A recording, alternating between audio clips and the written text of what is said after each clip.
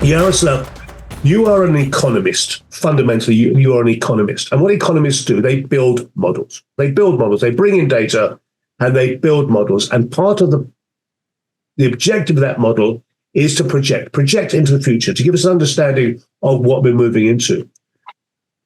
That's a very important question, as it deals with the fundamentals. As David said, if everything is a crisis, go to the fundamental, check your premises. And premises are in the economic theory, in the theory of human action, in interaction institutions. So essentially what I do is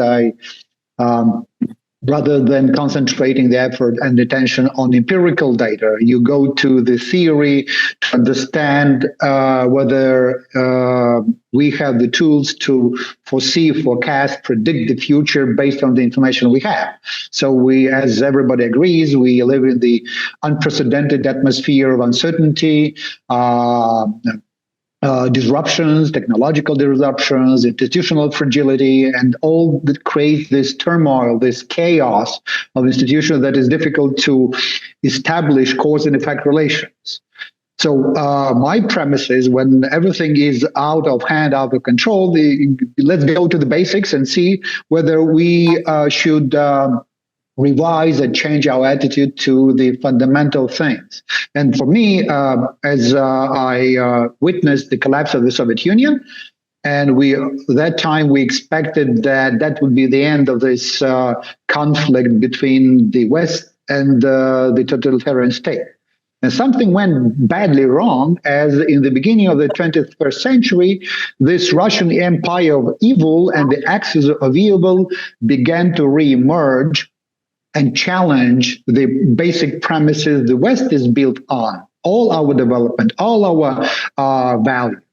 And we somehow did not take that too seriously from the theoretical perspective, as we based the development on very formal, very lucrative and simplified versions of Solow Swan model, of Romer model, of basically the development economics models, where the center was the government or the state in general.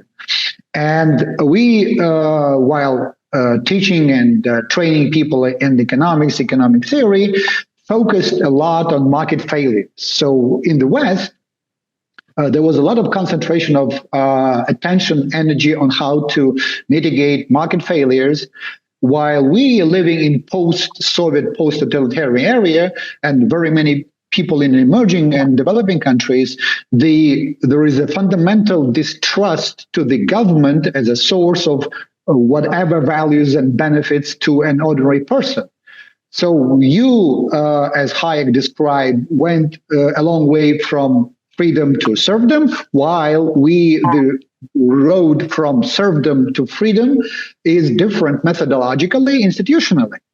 And just making copy-paste of Western institutions with huge discretionary powers of the government led to disruptions and to breach of democracy, to breach of freedom, to breach of development, to all bad consequences that we're facing right now. And as you can possibly right now just deal with one crisis without causing other things. For example, everybody's talking about food crisis. That's right. So Ukraine is a major exporter and producer of raw material, agricultural produce. And that's natural to mitigate the cost of living crisis by providing cheaper food products, right? Or agricultural raw materials. What we see in reality, we see blocking of food stuff, agricultural raw materials from Ukraine based on rules of European Union, based on arbitrary treatment of the Polish government, Polish farmers, of the simple legislation adopted by the Brussels that Ukraine can export food stuff freely to European Union and to ensure like financial sustainability and resources for the war. So again, energy crisis. In order to deal with the energy crisis, to remove sources of war for the Russian aggressor. So basically, low energy prices are the best way to deprive Putin of billions of dollars. As in 2022,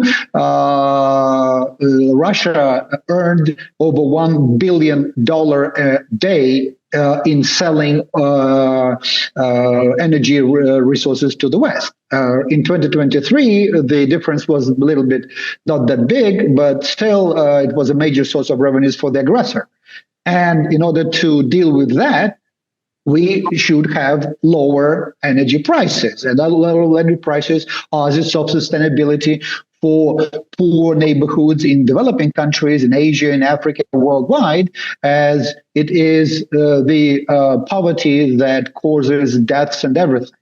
So again, instead of dealing with these issues in developed countries, we try to adjust to enforce this framework on developing and transitional countries, which causes resistance. Okay. And then even when we see protests right now in Netherlands, in Germany, in Italy, in France, that is the source of disruption. And now we should challenge something that is almost a sacred cow to most of developed countries. It's this green transition and 2050 zero emission stuff, as it requires $4 trillion investment, and we don't have this kind of money.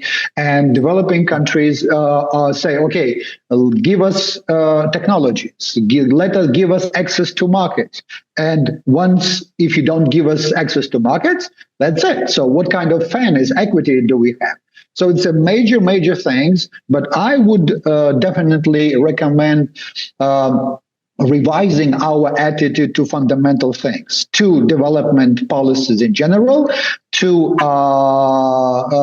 international cooperation, and to the role of the government. So if we, because I trust people, ordinary people are much smarter, and as Ukraine said, it is not the government per se that managed to resist the Russian aggressor with such success. It's the unity and trust of the society, business, and everybody around to resist the Russian aggressor. Likewise, in anything, in under small and medium-sized entrepreneurs.